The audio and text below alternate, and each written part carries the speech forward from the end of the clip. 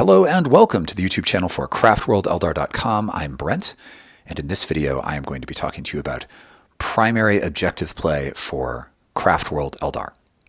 This is, I think, without a doubt, the area in which Craftworlds struggles most in 9th edition. In general, our units are fragile for their points and simply too expensive to compensate for that fragility with numbers. So learning to play the primary objective game effectively, I think, is probably one of the single biggest breakthroughs a Craftworlds player can make as she moves towards more competitive play. It's certainly, for my own, in my own 9th edition career, this was absolutely a watershed moment, figuring out how to, is that how you use watershed? I actually don't know. This was a big moment in my development as a competitive player and figuring this out. So if you remember back at the very beginning of, if you have been playing Craftworlds since 9th Ed got rolling, back at the beginning of 9th edition, there was a lot of speculation among Eldar players about how we were going to manage the primary objective game. 9th Ed is different from earlier editions of 40k in that the way objective play works. The game is much less about killing your opponent and much more about scoring points through tactical maneuvering and achieving secondaries. And Eldar are quick and maneuverable, so initially that might sound like it would be good for us. But the problem, of course, is that primary objectives are scored in the command phase, which means in order to score a primary, a unit has to move on to the primary and survive your opponent's turn and still be dominating the primary objective to control it. And one thing Eldar do not excel at, certainly without very careful consideration, is durability. And so we've really struggled in this area. There was a lot of speculation in the early days of 9th that the way for Eldar players to do this was to make use of transports full of dire avengers. So if you read my articles on my website, you may remember at the very beginning of 9th, I updated the strategy guide for how to design an Eldar army list for 9th edition, and I proposed many possibilities for objective control, all of which I think will appear in this video. But one of those possibilities that seemed like it was going to be the best one at the beginning of 9th, that was put forward by the most excellent content producers, Tabletop Titans, was to put dire avengers in transports and park those transports on objectives, maybe even like in a V pattern to block out opponents' melee units. This seemed like a good idea at the beginning of 9th. I definitely played it a bunch in those first few months, and it has turned out, frankly, not to be. In casual play, it's still pretty good. And this is no disrespect to the Tabletop Titans. They are fantastic. If you don't watch their battle reports, you should. And they are fabulous players and excellent tacticians. But in the early days of 9th, we didn't necessarily know, right, how the objective game was going to unfold. And the other thing that's changed is a lot of armies have gotten codexes with updates to their anti-tank weapons, such that those weapons now do D3+3 instead of D6. I'm thinking of Imperial las cannons, Dark Lances. I think there are some other weapons, which just makes it really difficult to count on T7 tanks with no invuln, with infantry inside, to hold objectives. The moment where I realized this was not the way to do it was about 3 months into 9th. I was playing a game against AdMech, and I started the game on I got turn 1. I parked a Wave Serpent and 2 Falcons on the 3 objectives on my half of the board, each of them filled with dire avengers. I think I even had some Spirit Stones and Vectored Engines in the mix, and nevertheless, by the end of turn 1, not only had all 3 tanks been destroyed, but every single dire avenger inside had been killed. And I had, end of turn 1, I'd already lost the game. So back to the drawing board, reconsider primary objective play. So poppable tanks notwithstanding, Craftworld player, and by the way, the transport with the unit inside, there are very specific circumstances in which that still is valuable, but it definitely cannot be your strategy. That one thing is not going to be your strategy for playing primary objectives if you expect to do well in a more competitive meta. So poppable tanks aside, right? Craftworld players do have some super powerful options for objective play. And with the right cocktail of psychic enhancements and stratagems on exactly the right units, I actually think Craftworlds can do this really well, which is enormously cathartic and satisfying thing to be able to say, because since 9th edition got rolling, I've sort of been lamenting the ways in which our faction struggles with this. But I don't think we necessarily have to. It's all about knowing which units you need to include in your list, which buffs to put on those units, and how best to distribute those buffs, and then maneuvering the right units to contest the right objectives relative to what your opponent has on the board. So what I'm going to do in this video, you'll see I have a table set up for Retrieval Mission, which is the first of the Strike Force missions. And instead of using some of my very beautiful Craftworld terrain, I've set it up in a way that you might encounter in tournament play. And it looks like there's a lot of terrain on the table, but I've actually intentionally gone a little bit sparse, and I've done it as sort of a worst case scenario situation. So it looks like there's a lot of terrain on this table. All of the buildings that are over 5 inches tall, which is everything with a second floor, so that's most of them, is obscuring. It's line of sight blocking if you are not within the footprint of the building and entirely behind it. The single story ruins, those of course are conferring a cover bonus and some other bonuses, but those are not blocking line of sight. And what you'll see on this table is that most of the objectives have a line of sight to most of the other objectives, and so this is like the worst possible setup that you might realistically encounter as a Craftworlds player. Normally there will be more obscuring terrain. We really rely on obscuring terrain, but I want the advice that I'm about to give you to be effective on all boards that you might reasonably encounter in 9th edition, not just boards with lots of obscuring terrain. So this is how to tackle objective play even under the worst possible circumstances. And I'm going to walk you through the units and the buffs that I think are sort of invaluable for this aspect of 9th edition play. And then I'm actually going to show you how I would deploy some of these units and play for objective control on turn 1. And then I'll talk about later in the game, how you'd play the objectives later in the game. Because as a Craftworlds player, the best asset you have for objective play in turns 1 through 3 is hyper buffed units, right? So you take some units that might usually be pretty fragile or only moderately fragile, or not fragile in the case of Wraithblades, and you make them super tough.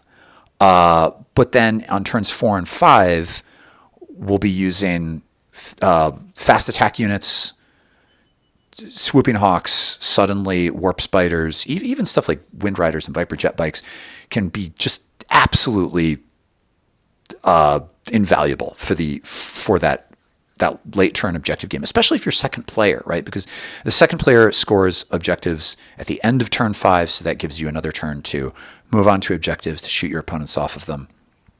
I'm not going to show you how I would play every turn, but I'll show you deployment in turn 1, and then I'll talk about the late game and sort of other tactical considerations as we discuss primary objectives. But first, I am going to run us through the units that I think have the most value for this aspect of the game, and the buffs that I think are most appropriate to distribute among those units. And you really can't talk about these things separately, right? It's not like, oh, Dire Avengers with this one particular buff are absolutely essential. It's not true. You have, I think, 4 or 5 units that are particularly good at objective control, of which I really think in a competitive list you probably need at least 2, unless it's some sort of boutique list doing something very strange and unusual.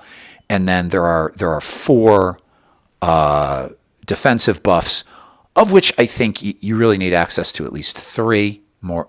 All 4 would be great too, to be competitive. So we'll start with the units, and then I'll talk about the buffs.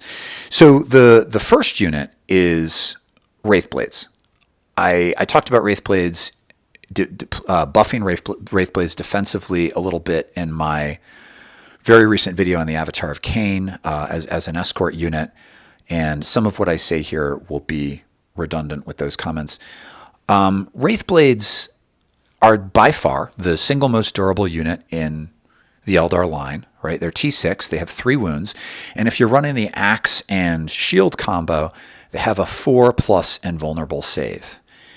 And I really think your objective holders in this game, in the early game, an invulnerable save is just non-negotiable. And that's really the sort of the turning point for which units make the grade for this and which ones don't. Somebody, I recently had an email exchange with somebody who was talking about Shadow Specters and how if they have Masters of Concealment, they have a 2-up save. Isn't that good enough? It really isn't, right? Because it's with Masters of Concealment, it's easy to get within 12 inches, and then they go to a 3-up. And then so much at this point has AP that, a unit with a 2-up save and cover or with Masters of Concealment and a 2-up save can shrug off incidental small arms fire. But your opponent's going to be dedicated to eliminating those objective holders if she is a good player. And therefore, I think the invuln is just, for units that you're really counting on to hold objectives, I don't think it's negotiable. So Wraithblades, they have a 4-up invuln, T6, 3 wounds, super tough. Those are their advantages, right? For this, the other advantage, of course, is that they're pretty dangerous in melee. Those Wraith Axes are -1 to hit, but they hit super hard. They do D3 damage. They go through most armor. They're really good against heavy infantry, tanks, anything big, and you can mitigate the. So in addition to playing the objective, they're also they're brawlers, right? They're also fighting. And you can mitigate the -1 to hit with the Wraithblades by running them with a Spirit Seer, which lets them reroll 1s to hit.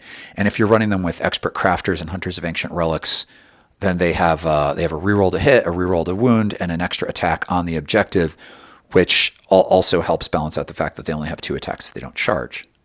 So Wraithblades sitting on an objective with a Spirit Seer, and the Spirit Seer isn't, you probably want that anyway. You're not running it exclusively for that rerolls of 1 to hit. You're running it because it's a psyker with access to powers like Protect Jinx, so potentially, or Quicken for that matter, which can be really good for Wraithblades, or even Conceal Reveal, which I'm going to talk about a little bit later in the video. So the Spirit Seer is bringing with it some psychic utility. It's making the Wraithblades a little bit more dangerous in melee. So they're valuable in that they can jump onto an objective, and then if you buff them with the right buffs, they become nigh on unmovable. And I was going to talk about units then buffs, but I think, as I said, they're inseparable. So we'll jump into buffs for just a moment. I said there are 4 buffs, 4 defensive buffs, of which you really need 3. And those buffs are Fortune, which your Farseer can cast. It's a warp charge value 7, and it gives a 5-up feel no pain to a unit. Protect, which gives you +1 to your saving throw. It's +1 to the dice roll, which means it also works on invuln saves, which is fabulous. Those are both really good. Lightning fast reactions makes a unit -1 to hit, as does the psychic power Conceal, which is a Runes of Fortune power.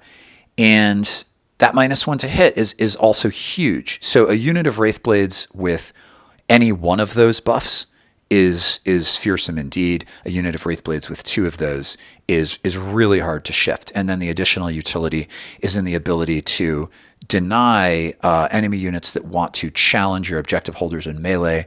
So think about, I don't know, on Monday I played a game against a Crimson Fists, Dark Angels, Space Marine list, 2 detachments, 1 of each, and my Wraithblades were brawling with some Dark Angels Knights, which are super tough. And so those kinds of brawlers that want to contest objectives are very effectively opposed by Wraithblades because buffed Wraithblades are super hard to remove. So Wraithblades, that's your first option. The big downside to Wraithblades is that they don't have objectives secured. So although they can go toe-to-toe quite effectively with something like those Knights that I was just talking about, the Dark Angels Knights, they don't do as well against some sort of horde melee unit like Hormagaunts. They have a real problem chewing through those, or demonettes or poxwalkers or anything like that. Not only will they not make effective progress in melee, but the objective will be stripped right off of them because they don't have objective secured. So you could potentially run a unit of 5 Dire Avengers behind them, but now it's getting janky because your opponent could just target the Dire Avengers first and charge the Wraithblades. I think you just probably have to play around that liability by not positioning your Wraithblades initially where they are likely to come up against an enemy OPSEC unit who's challenging them for the objective. Or, right, maybe the reason they're not likely to come up against one is you're planning to eliminate the enemy OPSEC unit on that side of the board with indirect fire, with night spinners or something like that. So you can also play it that way. But Wraithblades, really good for the objective game. Your second option, and I'm starting to think maybe the most powerful option, is running Asserman with 10 Dire Avengers, because he confers a 4-up invuln on the Dire Avengers. Now, this unit is needier than the Wraithblades. Oh, the other need that the Wraithblades have, is mobility, right? So one of their limiting factors is that they only have a 5-inch move. And so if you want to get them onto an objective on your first turn so they can score it on your turn 2 command phase, you need some sort of trick. The one that I like is Matchless Agility. You can do it with Quicken, but if Quicken doesn't go off, then they're just sort of stranded out there, not scoring on the first turn, and that might not be ideal. So usually with Matchless Agility, you can get that. Matchless Agility is a 1-point stratagem that allows your unit to max out its advance roll. So a unit of Wraithblades with a 5-inch move natively suddenly has an 11-inch advance move on turn 1. Usually you can get them onto an objective that way. Your second option is Asserman with 10 Dire Avengers, and as I just said, I'm starting to think that this is potentially the most powerful tool available to Craftworld Eldar for the objective game. Asserman gives a 4-up invuln to the Dire Avengers, which on its own is, let me be clear about this, definitely, totally, absolutely not enough, not good enough. 4-up invuln on a T3 melee unit with 1 wound, not good enough. Back at the beginning of 9th edition, I experimented running Asserman with like 30 Dire Avengers all around it, benefiting. It did not go well. But what does work is running Asserman with 10 and casting Protect on them. So that means you're not casting Protect on your Wraithblades, and also casting Fortune on them. If they have a 3-up invuln and a 5-up Feel No Pain, suddenly they're super hard to shift. If they're taking, you can cast, if you're running Wraithblades also, you could cast Conceal on the Wraithblades to make them -1 to hit. So they have a defensive buff. And then if your Dire Avengers are really taking significant fire, you could also, or they will take significant fire. The first time your opponent opens up on them, you can pop lightning fast reactions. Now they're -1 to hit, 3-up invuln, 5-up Feel No Pain. You are not going to lose a lot of them. You're not going to lose a lot of them. And they can take, so Exarch powers. Normally, on the 5-man squad of Dire Avengers, I normally advise the Twin Shirk and Catapults for the Exarch, and just take Battle Fortune, right? Battle Fortune is a 4-up invuln for the Exarch who has 2 wounds. So if you come up against a unit with some decent AP and it's some small arms fire at -1 AP or whatever, you can start by taking it on the Exarch, and hopefully he shrugs off some hits and you keep your backfield objective or whatever. But on the larger units of Dire Avengers, it's probably worth considering either Stand Firm or currently my personal favorite, Avenging Strike. So Stand Firm just makes them immune to morale tests. And you can achieve the same thing, of course, by spending 2 points on Insane Bravery, but that's a lot of CP, and Craftworld is a pretty CP-hungry army. So Stand Firm is definitely an option. But if you select Avenging Strike instead, you create this beautiful synergy where the Dire Avengers are so tough that they're probably only losing a couple, maybe 2-3 models, right, in a turn of shooting. They're still there, and now all of those remaining Avengers are at +1 to hit and +1 to wound. This means they're hitting on 2s. They're wounding even like a T7 target on a 4. So if you then doom the target, suddenly that slightly shot up unit of Dire Avengers is dangerous even to things like Mauler Fiends, right? Pretty powerful enemy T7 tanks. That's a hugely useful tool. And Asserman, although he doesn't bring much to the table in terms of firepower, he's got a couple of shuriken catapults, he hits on 2s. He's a pretty decent melee unit. So he gives the Avengers some game in melee if they get charged by an OBSEC unit with an equivalent number of models, or maybe even a few more models. Yeah, they still have all of those defensive stats, which will help them survive melee, but they may not do a lot of killing. They don't, the Exarch has 2 attacks. Everybody else has 1 at strength 3. It's not great. But having Asserman in there, carving up the enemy, melee challenger can be super useful and can help swing the objective control back in your favor. If you also give them Hail of Doom and Superior Shurikens, so say you're running a couple of detachments, maybe one of them has Crafters and Hunters of Ancient Relics, that helps out the Wraithblades. Maybe you've got a patrol detachment with some troops units and Hail of Doom and Superior Shurikens. Now they have a 22-inch range with a -1 AP, a -3 AP on 6s, with Avenging Strike. Suddenly that unit is actually dangerous, right? In the unit guides that I've created, in the video that I made about our best units, I've said in the past, don't expect Dire Avengers to kill anything. And when I say that, I'm talking about the 5-man squad of Dire Avengers with the two shuriken catapults. Those can do some work for you, but they're sort of unreliable. But this larger squad of Avengers run in a patrol detachment, sort of dedicated to giving them play on objectives and also making them dangerous as a shooting unit. Suddenly they really can do some work for you. They're obviously good against enemy horde units, but then they're also pretty good against hard targets. So that's a powerful tool for objective control that also gives you some target elimination. And oftentimes that 22-inch range on the catapults with the custom Craftworld bonus means that they potentially can shoot at units on another objective. So if you have a unit of I'm going to talk about Guardians in a moment. If you have a unit of Guardian Defenders on an objective on your half of the board, yeah, you can use Celestial Shield. You can make them as durable as the Dire Avengers, which I'll talk about. But one advantage those Guardians don't have is they probably can't shoot anything with that 12-inch range. But the Avengers can, and that really can count for something. So that's great. 2 liabilities for the Avenger Asserman combo. The first is that it's expensive. Those Dire Avengers plus Asserman, I think that comes to 270 points. That's a lot, right?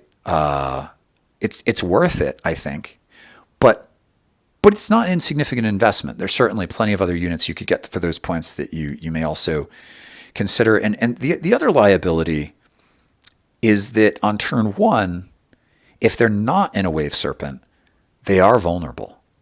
So if your opponent is running something like Void Raven Bombers for Drukhari, or maybe they're running Imperial Scions and they have those transports that zip across the board, or there's some flyers. AdMech has some that can zip across the board on turn 1, drop some mortal wound causing bombs, and then open up with anti-infantry weapons before you've cast any psychic buffs on them. Sure, you can still use lightning fast, but that is A, probably not enough, and B, doesn't help you against mortal wounds.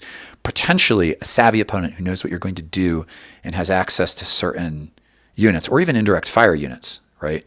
Like a whirlwind, can thin that unit out or eliminate it if she gets first turn and you don't. So the counter for that is to put them in a Wave Serpent, but then of course that's another 150 points, right?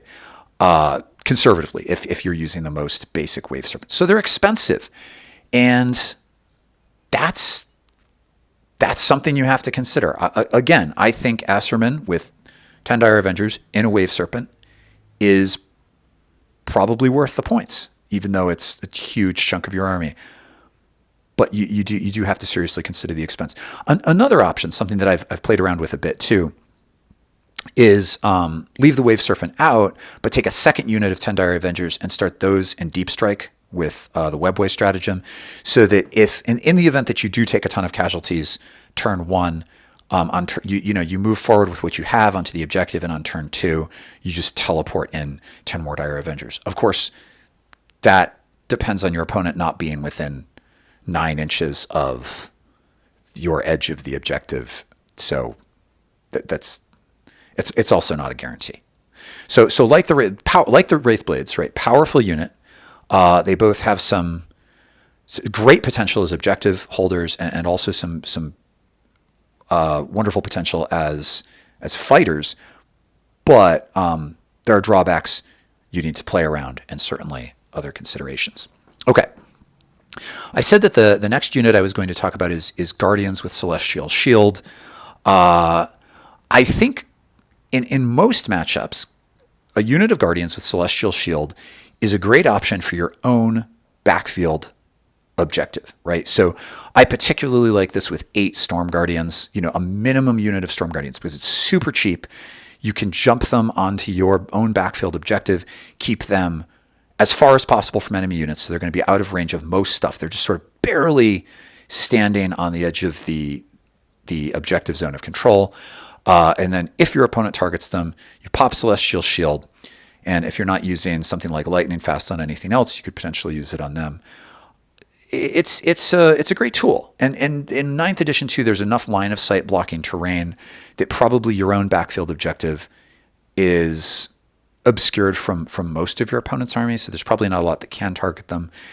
They're not likely to do much fighting in that position, of course, but they don't need to. It's a cheap unit, and it's there to score that objective. They can also potentially perform something like, not for the mission that I have set up, our own backfield objective is too close to, it splits 2 table quarters, so you couldn't use them for Retrieve Octarius data, but they can also be good for stuff like Retrieve Octarius data or Engage on All Fronts. So Guardians in your own backfield, very valuable. You might also run Guardian Defenders. They can then take a weapon platform that potentially can shoot at stuff. I think that the additional points for the weapons platform and being able to shoot at something may not be worth it. Where it becomes a little bit touch and go is that the platform itself has a 3-up armor save. So against sort of massed, say, small arms fire with no AP, even without popping Celestial Shield, they can just hide behind the platform. That's a well-known trick, right? That gives them more durability. It can be valuable. But it is significantly more expensive. 10 Guardian Defenders with a platform and some usable long-range weapon like a Star Cannon does become significantly more expensive than the Storm Guardians. So that's something to consider too. But if you have some Guardians and you cast Protect on them and you're using Celestial Shield, and potentially they can be just as durable as those Dire Avengers. The only reason that they're usually not as durable as the Dire Avengers, of course, is that you're using those buffs on the Dire Avengers or on your Wraithblades. They might not be available. Some of you might be thinking to yourself, but why not just run Guardians in place of the Dire Avengers? They're a bit cheaper, and you just said they can be just as durable. The reason, of course, is that Celestial Shield does not work in melee. So that Guardians as objective holders are great in your own backfield. If you've screened out your deployment zone from fast enemy melee deep strikers, but if they move into the midfield and your opponent has something that can engage them in melee, suddenly they just melt. They disappear. They have no survivability at all in melee, whereas the invuln provided by Asserman works in melee. If you come up against an opponent who doesn't have dedicated melee units or has very few of them, or you can keep your Guardians on the other side of the board, your Guardians can move up and grab a midfield objective. But in general, that small unit of Guardians is going to do its best work on your own backfield objective. Okay. The last option that I think works really well is to run a minimum squad of something like Dire Avenger, a 5-man squad of Dire Avengers with Battle Fortune. So that's that 4-up invuln. Plus, you put some harder target on that objective, like a Warwalker, somewhat durable with a 5-up invuln, or you park a tank you're not using for anything else except maybe shooting there, or a Wraithlord, or maybe even a a Wraithseer maybe nips out of cover and just puts a toe on the objective zone of control. So you've got the troops unit, which calls for a particular kind of firepower to eliminate it, and it has a 5-up unit of Dire Avengers with Battle Fortune, can fall back on that 4-up invuln save for as long as the Exarch is alive. But then you also have the tank or the Wraith Lord or whatever it is, or the Warwalker, that requires a different kind of firepower to eliminate it. And because your own backfield objectives, again, they tend to be obscured from a lot of your opponent's army, that combo of the thing plus the thing is often sufficient, again, for your own backfield objective. A unit of 3 Shining Spears with Expert Rider also, that you're sort of holding in reserve for later in the game to get into melee. The 3-up invuln on the Exarch, that also can play that role. So maybe you don't have a 5-man unit of Dire Avengers, but if you put a Warwalker just sort of barely on the objective, obscured from most of your opponent's army except whatever it wants to shoot, and 3 Shining Spears with Expert Rider. Again, these last options work best for your backfield objectives, but that can really have some play.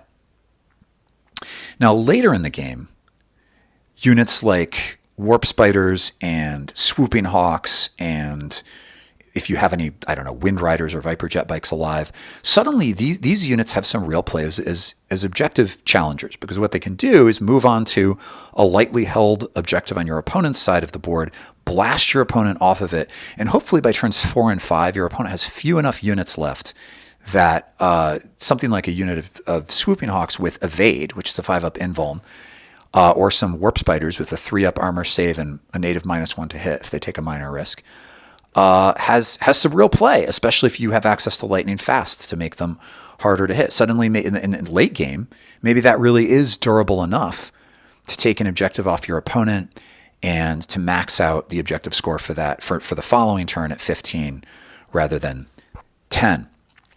And here let's address scoring for a moment. You basically, as a Craftworlds player, the cocktail is this. At the very least, you need to stay even with your opponent on primary objectives, which probably means scoring around 40. Most competitive armies in 9th Ed 40K are pretty good at earning a high primary objective. In fact, all of them. If it's competitive, if it's good for competitive play, it's good at scoring primary objectives. You have to. So as a Craftworlds player, you need to be able to reasonably hope to get to 40. In most of the missions, that means holding 2 objectives per turn. Sometimes that means holding at least 3. Or right, you need to be able to stay even with your opponent. Like you have 3 and I have 3. Neither of us holds more than the other. But you can't lose badly on the primary. Being able to pick up an extra 15 points late game when you can outscore them for even 1 turn can be huge with that, because at least my own experience with 9th edition Eldar is that by the end of turn 5, I'm often, again, in a lot of matchups, not against stuff like Death Guard, but in a lot of matchups, by the end of turn 5, I'm pretty close to tabling my opponent. If the game went on for another turn or 2, I probably could. But when I lose, I've been outscored on the primaries, right? In particular, we're pretty good at scoring secondary objectives. So if you can stay relatively even with your opponent on primaries and then outscore them on the secondaries, that's often a great formula for winning. So late game, fast attack units that can jump onto objectives, that's also part of objective scoring. And of course, shooting your opponent off objectives, that's part of it too. And sometimes instead of prioritizing your opponent's killier unit, you need to prioritize the out of the way, 5-man unit of Marines or whatever it is sitting on some objective on your opponent's half of the field, totally out of the battle, if that's going to swing points for the next turn in your favor, even if that means taking a punch from something more dangerous. So in a nutshell, that's the objective game. It's about having the right units with the right buffs in the right place at the right time, and then late game being able to pick up a few extra points with fast attack and knowing when to shoot your opponent's units. What I'm going to do now is walk you through how I might play a first turn. I've picked some of these units. I'm imagining that I have a unit of Dire Avengers and Assermen, and I've got a unit of Wraithblades, and I have an 8-man unit of Storm Guardians. I also have other things that I would normally take in a list like this. I have a Farseer and a Warlock on bikes. With the Warlock is going to have Protect Jinx, the Farseer is going to have Fortune and Doom. Doom is not going to come up in this demonstration. The Spirit Seer, there's going to be a Spirit Seer running with those Wraithblades. He is also going to have Protect Jinx. I'll talk about why in a moment. And then I'm going to have a Wraithseer on the table with Conceal Reveal. I often run a second Wraithseer who may have Quicken, Restrain also. To be perfectly honest, the only reason that I'm not doing it is I'm wearing headphones and I can't currently get to the miniatures cabinet because there's a cord. But I'll talk about how that would work. So before I deploy any units to the board, I already need to know what units are going to try for what objectives. And the reason that I need to know this is, I think, should be obvious. The side of the table that I put them on is going to depend on what's going for what. But then the other consideration is what psychic powers I plan to use to buff them. This, too, I need to know because I need to make sure that I am within range for those casts. It's really no problem for the Farseer, who has a 24-inch range on Fortune, but the Warlock on the jet bike only has an 18-inch range for Protect. Conceal only has an 18-inch range. So I need to know before I start deploying what's going where. And generally you want to put off deploying your objective holders until relatively late in the deployment phase because you don't want a savvy opponent to be able to place counters in appropriate places. But for our purposes, I don't have an opponent, so I'll talk to you a little bit about how that would work. But for the most part, we're going to do it based on what the table is like. So you'll see there are two midfield objectives on my side of the table. There's this one here, right, which is in front of this obscuring piece of terrain in my own deployment zone. And it is within line of sight of both.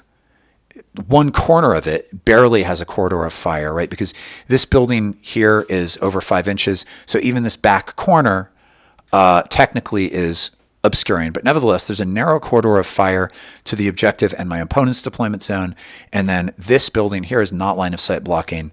So there is vulnerability to an opponent's unit who's shooting, who's standing on that objective there, just in front of my opponent's deployment zone.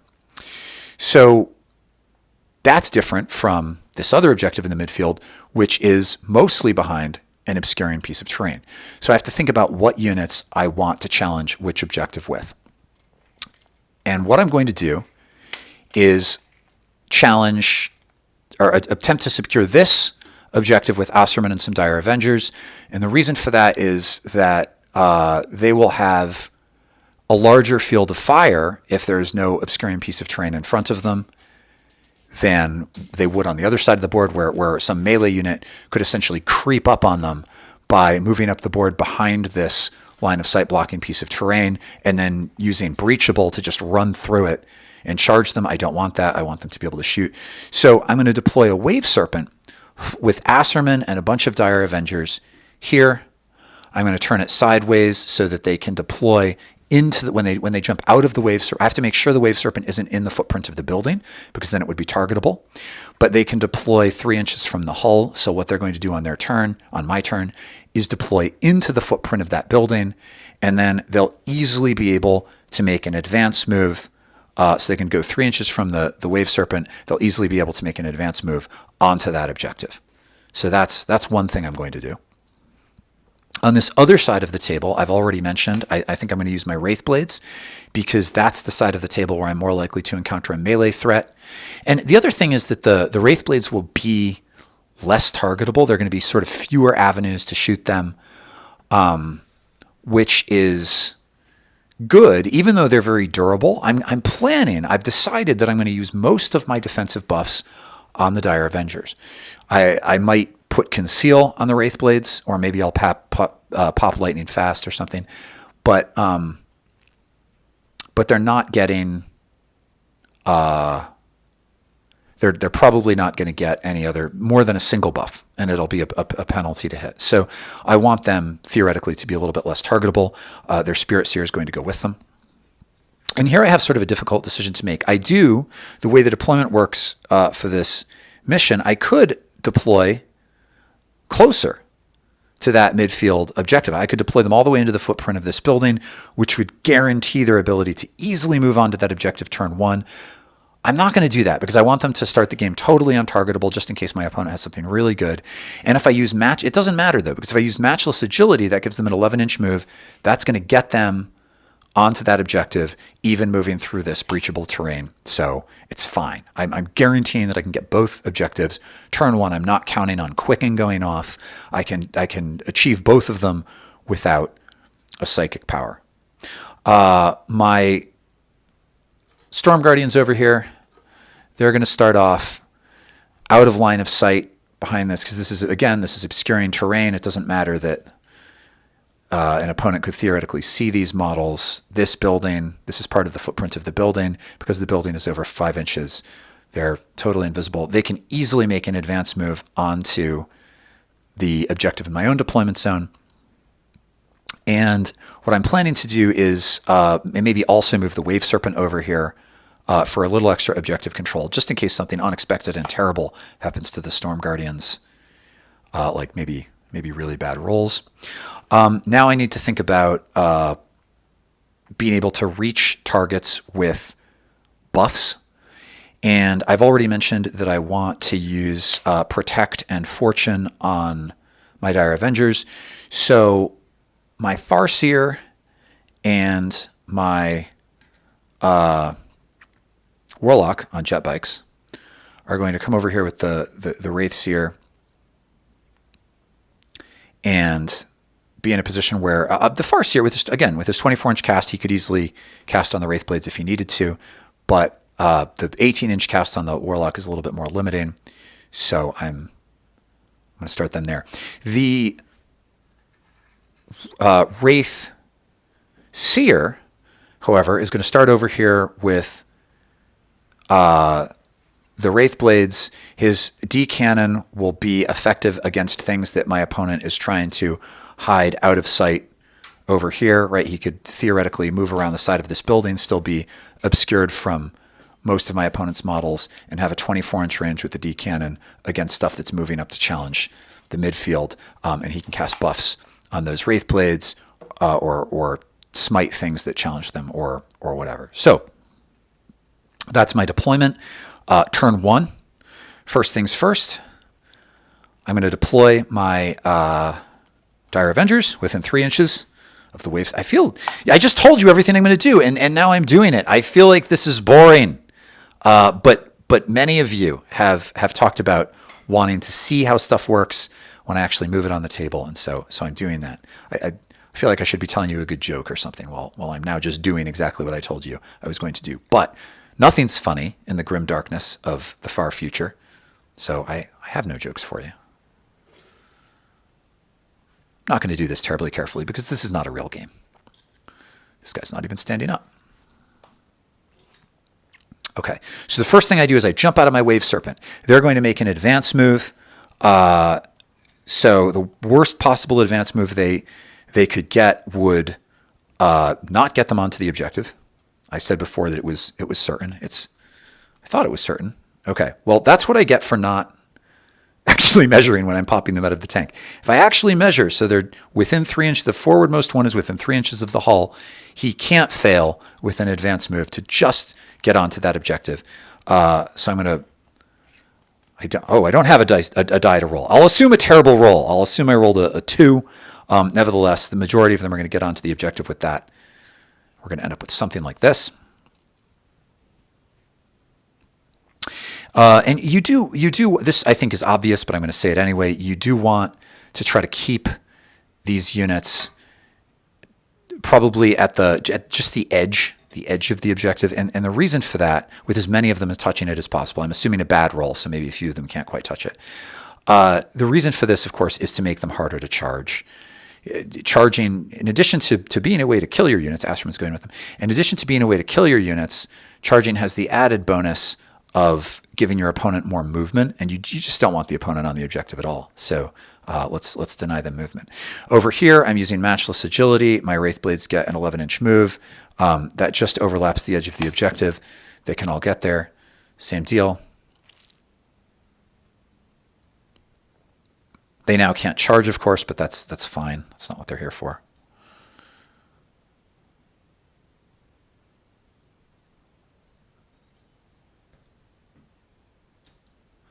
The Wraithseer, the Spirit Seer will go with them.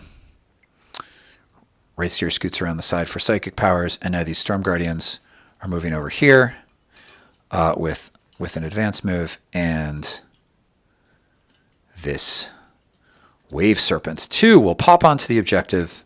This one I will put just a little bit further forward, so it's got more range with its shuriken catapults. It can potentially threaten. Let's see. Yeah, it can threaten that. We've got superior shurikens, so it can potentially threaten that objective in my opponent's deployment. So not that I'm really worried about it shooting, but nevertheless.